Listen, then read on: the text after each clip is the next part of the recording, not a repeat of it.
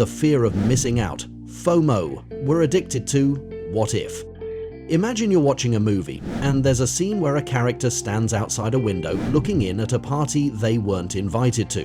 The laughter, the music, the clinking glasses, it's a world they're not a part of. Now, replace that character with yourself, but instead of a window, it's your phone screen. You're scrolling through Instagram, seeing friends on vacations, career wins, relationships forming, all without you. That sinking feeling? That's FOMO, the fear of missing out. It's the anxiety that something better is happening elsewhere, and you're not part of it. But where does this fear come from? And why does it have such a strong hold over us? The psychology behind FOMO. FOMO isn't new, it's wired into us. Thousands of years ago, being part of a group meant survival. If you were left out, your chances of making it were slim. Today, this fear has evolved into something more psychological than physical. Social media didn't create FOMO, it just made it impossible to ignore. Now, we don't just fear being left out of a hunting party, we fear missing out on success, love, adventure, and happiness. Rapunzel from Tangled. Rapunzel spends years locked in her tower watching the world from a distance.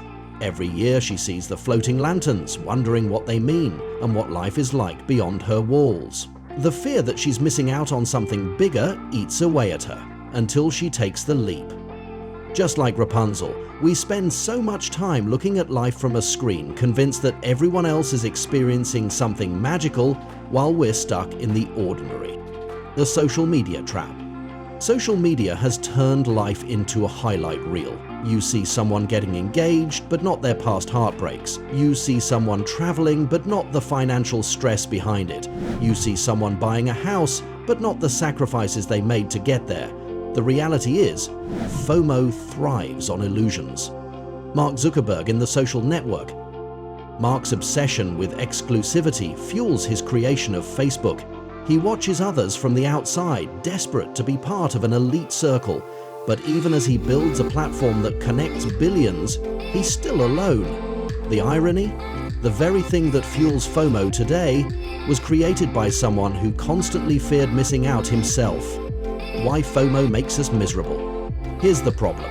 The more we chase everything, the less we enjoy anything. We say yes to every invite, every opportunity, every trend, only to feel exhausted and unfulfilled. We fear missing out, but in doing so, we miss out on something even bigger, being present.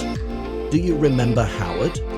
Howard from Uncut Gems is always chasing the next big win, convinced that if he doesn't take every gamble, he'll miss his shot at greatness.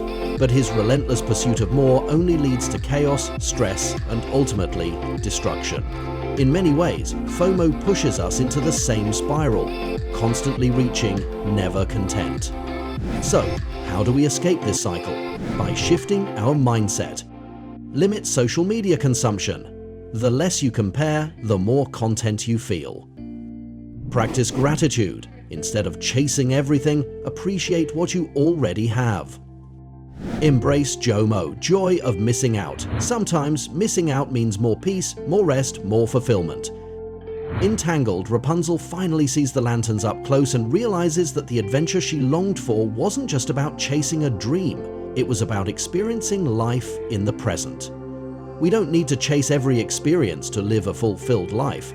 Sometimes the best moments are the ones we fully embrace, without worrying about what we might be missing. So, the next time FOMO creeps in, take a deep breath and ask yourself, am I actually missing out? Or am I exactly where I need to be?